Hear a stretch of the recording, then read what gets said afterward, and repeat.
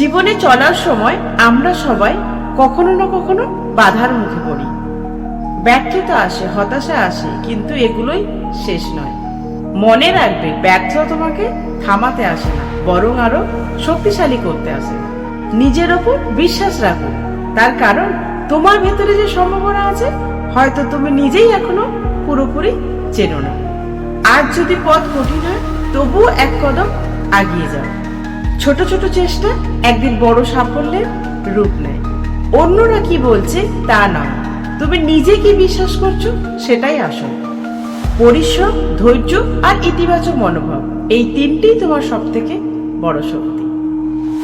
ওঠো, এগিয়ে চলো আর স্বপ্নকে আঁকড়ে ধরো, কারণ যে হাল ছাড়ে না, জয় শেষ পর্যন্ত তারই হয়।